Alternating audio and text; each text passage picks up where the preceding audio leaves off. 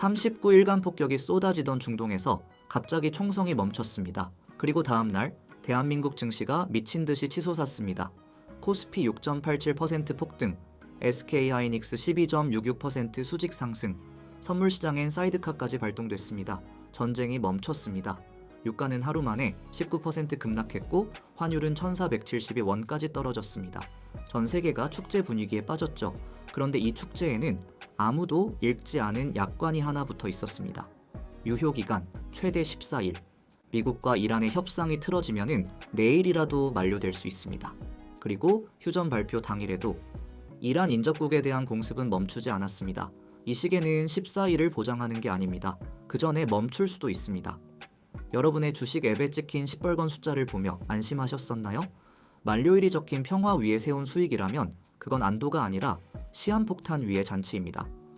오늘 전시품은 구독형 평화의 몰락입니다. 인류는 대체 언제부터 평화를 소유하는 대신 임대하기 시작한 걸까요?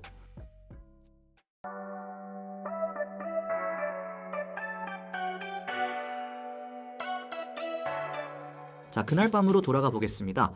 4월 7일 미국 동부시간 오후 8시 트럼프 대통령이 이란에 건넨 최후 통첩, 그 마감 시각이 바로 이때였습니다. 합의하지 않으면 이란의 모든 교량과 발전소를 파괴하겠다. 이란을 석기 시대로 되돌리겠다. 한 문명 전체가 사라져 다시는 되돌릴 수 없을 것이다. 트럼프가 협상 시한을 전후해 직접 쏟아낸 말들입니다. 전 세계가 숨을 멈추고 있었습니다. 폭격 개시까지 남은 시간 1시간 30분. 바로 그 순간 전혀 예상치 못한 곳에서 손이 올라왔습니다. 파키스탄입니다. 셰바즈 샤리프 파키스탄 총리가 양쪽에 긴급 메시지를 보낸 겁니다. 제안은 단순했습니다. 미국에게는 시한을 2주만 늘려라. 이란에게는 호르무즈 해협을 열어라. 서로 한 발씩 물러서라는 거죠. 그런데 여기서 재밌는 건 이란이 이걸 받아들인 이유입니다. 뉴욕타임스에 따르면 파키스탄이 전면에 나섰지만 막판에 이란의 팔을 비튼 건 중국이었습니다. 중국이 파키스탄과 튀르키예, 이집트를 통해 이란을 설득한 겁니다. 결과는요? 트럼프는 자신의 소셜미디어 트루스 소셜에 이렇게 적었습니다. 이란이 호르무즈 해협을 개방하는 조건으로 이란에 대한 폭격과 공격을 2주간 중단하는 데 동의한다. 전쟁의 중단이 외교 문서도 아니고 기자회견도 아니고 소셜미디어 게시글 한 줄로 선언된 겁니다. 그리고 약 2시간 뒤 이란 최고 지도자 모즈타바 하메네이가 전군의 사격 중지 명령을 내렸습니다. 39일간의 폭격이 멈춘 겁니다. 기적이었죠. 아니, 기적처럼 보였습니다. 그런데 이 기적의 가격표를 아는 사람은 거의 없었습니다. 다음 날 아침 시장은 글자 그대로 폭발했습니다. 코스피는 장 시작과 동시에 5.49% 뛰어올랐고 멈추지 않았습니다. 선물 시장에서 사이드카가 발동됐습니다. 무려 6.87% 상승 5,872포인트. SK하이닉스는 하루 만에 12.66%가 올랐습니다. 삼성전자도 두 자릿수 상승률을 찍었죠. 코스닥에서도 매수 사이드카가 터졌고 상한가 종목이 16개나 쏟아졌습니다. 국제 유가는 어떻습니까? WTI가 하루 만에 19% 급락해서 91달러까지 내려왔습니다. 좋은 소식처럼 들리시죠? 그런데 이건 유가가 정상으로 돌아온 게 아닙니다. 2주짜리 휴전에 시장이 과잉 반응한 겁니다. 환율도 1,500원대에서 1,472원으로 급락했죠. 자, 여기서 잠깐 생각해 보겠습니다. 이 숫자들은 뭘 의미하는 걸까요? 이건 경제 펀더멘털이 개선되어서 오른 게 아닙니다. 삼성전자의 공장이 하루 만에 2배로 늘어난 것도 아닙니다. 전쟁 공포로 움츠렸던 수조 원의 자금이 2주간 안 싸운다는 소셜미디어 게시글 한 줄에 동시다발적으로 쏟아져 나온 겁니다. 비유하자면 이렇습니다. 댐이 터질 것 같아서 물을 잔뜩 가두고 있었는데 누군가 14일 동안은 안 터진다 라고 외치자 수문을 한꺼번에 열어젖힌 겁니다. 물이 쏟아지는 게 장관이긴 했죠. 그런데 14일 뒤에 댐이 정말 안 터진다라는 보장은 아무도 한 적이 없습니다. 그런데 도대체 왜 시장은 14일짜리 약속 하나에 이렇게까지 열광한 걸까요? 여기서 대부분의 뉴스가 말해주지 않는 것들을 꺼내보겠습니다. 사실 이 휴전은 한 번에 뚝딱 만들어진 게 아닙니다. 처음에는 파키스탄 주도로 45일짜리 휴전 중재안이 양쪽에 전달됐습니다. 결과는요? 이란도 거부, 미국도 거부. 미국은 미국대로 15개 항의 종전안을 이란에 밀어넣었고 이란은 이란대로 자기들의 10개 항을 중재국을 통해 미국에 건넸습니다. 서로 상대방의 조건을 밀어내고 자기 조건을 올리는 핑퐁이 계속된 겁니다. 그리고 최종적으로 이란 최고국가안보회의가 성명을 통해 발표한 10개 항, 이게 지금 이슬라마바드 협상 테이블에 올라가는 문서입니다. 그런데 이 문서에는 시장이 환호할 때 아무도 밑줄 치지 않은 문장들이 있습니다. 첫째, 우리의 손은 방아쇠 위에 있으며 적이 조금이라도 실수를 하면 전력으로 대응할 것이다. 이건 휴전선언문에 들어간 문장입니다. 평화합의서에 방아쇠라는 단어가 들어간 겁니다. 둘째, 이번 협상은 미국 측에 대한 완전한 불신 속에 시작될 것이다. 2주 안에 합의를 봐야 하는 당사자가 시작도 하기 전에 완전한 불신을 선언한 겁니다. 셋째, 이란이 내건 10개 항의 종전 조건, 우라늄 농축 권리 인정, 호르무즈 해협 통제, 영내 미군 전면 철수, 모든 제재 해제, 전쟁 피해 배상, 이것들이 뭔지 아십니까? 수십 년간 단 한 번도 합의된 적 없는 의제들입니다. 이걸 14일 안에 해결하겠다고요? 그리고 가장 소름 끼치는 건 이겁니다. 이란은 우리가 이겼고 미국이 전부 수용했다고 발표했습니다. 그런데 트럼프 대통령은 협상 가능한 기반일 뿐이라고 했습니다. 같은 합의문을 놓고 양쪽이 완전히 다른 얘기를 하고 있는 겁니다. 여기서 똑똑한 분들은 이렇게 반박하실 겁니다. 그래도 일단 총성은 멈추지 않았냐고요? 맞습니다. 그래서 발레를 하나 보여드리겠습니다. 2015년 7월 14일 오바마 행정부는 이란과 역사적인 핵 합의를 체결했습니다. 전 세계가 환호했습니다. 이란은 핵 개발을 제한하고 국제사회는 제재를 풀었죠. 외교의 승리, 전쟁 없는 해결이라는 찬사가 쏟아졌습니다. 그런데 3년 뒤 정권이 바뀌었습니다. 트럼프가 대통령이 되자마자 이 합의를 휴지 조각으로 만들었습니다. 서명 하나로 탄생한 평화는 서명 하나로 증발했습니다. 물론 2015년과 지금은 상황이 다릅니다. 그때는 전쟁 전이었고 지금은 전쟁 중이니까요. 실제로 전쟁을 겪은 양쪽이 더 간절하게 평화를 원할 수 있습니다. 이 반론은 정당합니다. 하지만 구조를 보겠습니다. 당시 합의에는 20개월의 협상, 6개국의 참여, UN 안보리의 결의까지 뒷받침했습니다. 그런데도 한 사람의 서명으로 무너졌습니다. 지금 2주 안에 만들려는 합의가 그보다 더 단단할 수 있을까요? 이게 바로 구독형 평화의 본질입니다. 아무리 좋은 합의를 만들어도 다음 정권이 갱신 버튼을 누르지 않으면 서비스는 종료됩니다. 평화의 소유권이 아니라 이용권만 붙어 있는 한 이 패턴은 반복될 수밖에 없습니다. 그렇다면 이 평화는 왜 태어나는 순간부터 만료일이 찍혀 있었던 걸까요?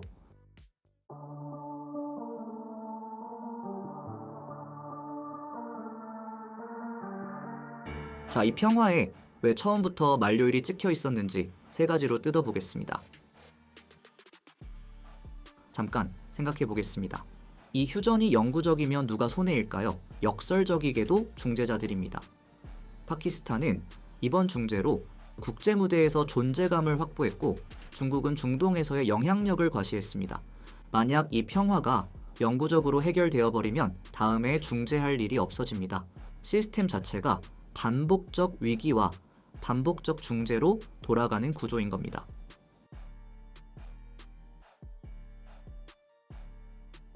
이란은 국영방송으로 우리가 이겼다고 방송합니다. 미국에서는 위대한 딜이라고 합니다. 같은 합의를 양쪽 국민에게 정반대로 이야기하고 있습니다. 이건 평화가 아니라 두 편의 서로 다른 영화입니다. 관객만 다를 뿐이에요. 그리고 2주 뒤 두 관객이 같은 극장에서 만나면 당연히 충돌이 벌어집니다. 여기서 좀 잔인하게 이야기를 하겠습니다. 사람의 뇌는 공포가 해소되는 순간에 가장 판단력이 흐려집니다. 심리학에서는 이걸 안도감 편향이라고 합니다. 한 달 넘게 전쟁 공포에 시달리다가 휴전이라는 소식을 들으면 뇌는 위험이 사라졌다가 아니라 다시는 위험이 오지 않을 것이다로 번역해버립니다. 쉽게 비유하겠습니다. 여러분이 병원에서 암 검사를 받았는데 의사가 2주 뒤에 다시 오세요. 지금은 괜찮습니다. 라고 했다고 합시다. 그런데 여러분의 뇌는 그 순간 나는 암에 안 걸렸다로 받아들입니다. 2주 뒤에 다시 봐야 한다는 단서는 안도감에 묻혀 증발하죠. 4월 8일 증시에서 벌어진 일이 정확히 이겁니다. 그러면은 이 축제가 끝나고 나면 우리에게 남는 건 뭘까요? 지금 벌어지고 있는 일을 하나의 그림으로 그려보겠습니다. 거대한 시한폭탄이 있습니다. 타이머에는 336시간이 적혀 있죠. 그 위에 누군가 하얀 식탁보를 깔고 화려한 뷔페를 차렸습니다. 사람들이 몰려와서 먹고 마시고 건배를 합니다. 전쟁 끝났다. 돈 벌었다. 폭탄의 째깍거리는 소리는 축제의 음악에 묻혀서 아무도 듣지 못합니다. 그런데 이 비유에서 가장 무서운 부분은 따로 있습니다. 폭탄이 터질지 안 터질지는 아무도 모른다는 겁니다. 그런데 진짜 문제는 그게 아니에요. 모두가 터지지 않을 것이라고 전제하고 뷔페 좌석을 예매해 버렸다는 겁니다. 4월 8일 시장의 열광 대부분은 2주 뒤에도 세상이 괜찮을 것이다 라는 가정 위에 올라가 있습니다. 그 가정이 틀리면 뷔페 테이블은 잿더미 속으로 사라질 수 있습니다. 이 협상이 어떻게 끝날지 아무도 모릅니다. 4월 10일부터 이슬람아바드에서 양측이 마주 앉습니다. 기적적인 종전이 올 수도 있습니다. 진심으로 그러길 바랍니다. 하지만 이 전시의 교훈은 단순히 조심하세요가 아닙니다. 이 전시가 던지는 진짜 질문은 이겁니다. 왜 인류는 영구적 평화를 만드는데 계속 실패하고 시한부 평화만 반복해서 만들어내는 걸까요? 답은 불편하지만 단순합니다. 영구적 평화는 누구에게도 이익이 되지 않기 때문입니다. 한번 따라가 보겠습니다. 전쟁이 터지면은 유가가 오르고 방산주가 오르고 누군가는 돈을 법니다. 휴전이 되면은 증시가 폭등하고 또 누군가는 돈을 법니다. 다시 전쟁이 터지면 같은 사이클이 반복됩니다. 공포와 안도를 번갈아 파는 것. 이게 시스템의 비즈니스 모델입니다. 아까 넷플릭스 비유를 했었죠? 저 다시 꺼내겠습니다. 넷플릭스가 영화를 한 번에 다 팔지 않는 이유. 매달 결제하게 만드는 게 사업 모델이니까요. 평화도 마찬가지입니다. 영구적으로 해결하면 한 번 벌고 끝이지만 2주짜리로 쪼개면 갱신할 때마다 시장이 출렁이고 중재할 때마다 외교적 자본이 쌓이고 위기 때마다 누군가는 기회를 봅니다. 중재국 파키스탄은 이번 한 건으로 국제 무대의 주연이 됐습니다. 중국은 중동에서의 영향력을 세계에 과시했습니다. 만약 이 평화가 영구적으로 해결되어 버리면 다음에 중재할 일이 없어집니다. 이건 음모론이 아닙니다. 시스템이 그렇게 설계되어 있다는 겁니다. 그리고 이 사이클의 가장 잔인한 점은 여러분의 뇌가 이 구조에 최적화되어 있다는 겁니다. 한 달간 공포에 시달리다가 휴전이라는 두 글자를 듣는 순간 뇌는 당분간은 위험이 오지 않을 것이다로 번역해버립니다. 이건 여러분만 그런 게 아닙니다. 수만 년간 진화해온 생존 본능의 부작용입니다. 공포가 풀리는 순간의 안도감은 인간이 거부할 수 없는 마약과 같습니다. 시스템은 이걸 알고 있고 이걸 이용합니다. 공포를 만들고 해소하고 다시 만드는 사이클. 여러분은 이 사이클의 설계자가 아니라 연료입니다. 전쟁의 공포를 느끼고 휴전의 안도를 느끼고 그 감정의 진폭이 클수록 시장은 더 크게 출렁이고 누군가의 지갑은 더 두꺼워집니다. 물론 모든 중재자가 악의를 가진 건 아닐 수도 있습니다. 파키스탄의 노력이 순수했을 수도 있고 이 휴전이 진짜 종전으로 이어질 수도 있습니다. 세상은 공식 하나로 설명되지 않습니다. 하지만 구조가 이렇게 돌아간다는 걸 아는 것과 모르는 것은 같은 현상을 보더라도 보는 눈이 달라지게 될 것입니다.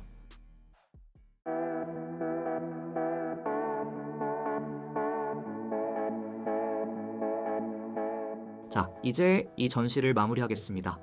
2015년 인류는 20개월을 들여 만든 평화를 서명 하나로 이뤘습니다. 지금 인류는 14일짜리 평화위에서 축제를 벌이고 있습니다. 4월 10일 이슬람아바드에서 협상이 시작됩니다. 이 구도권이 갱신될지 만료될지 그 결과는 아직 아무도 모릅니다. 하지만 한 가지는 확실합니다. 이 사이클은 멈추지 않을 겁니다. 이번 협상이 성공하든 실패하든 다음 위기는 반드시 옵니다. 그리고 그때도 똑같은 공포와 똑같은 안도가 반복될 겁니다. 달라지는 건 단 하나. 이 사이클을 아는 사람은 흔들리지만 무너지지 않고 모르는 사람은 매번 처음처럼 휩쓸린다는 것. 오늘 이 전시를 끝까지 보신 여러분이라면 이미 느끼고 계실 겁니다. 평화를 소유하는 법을 잃은 시대, 우리에게 남은 건 단 하나, 이 사이클을 꿰뚫어보는 눈뿐입니다. 오늘 전시는 여기까지입니다. 실패박물관의 관람료는 여러분의 구독과 좋아요입니다. 저희 박물관에는 세상에 의미 있는 실패들이 많이 전시되어 있습니다. 흥미로운 이야기들이 많으니 꼭 한번 둘러보고 가시길 바랍니다. 실패박물관은 실패를 전시하지만 여러분의 실패를 바라지 않습니다. 모든 전시가 여러분의 성공을 위한 작은 발판이 되기를 기원합니다. 감사합니다.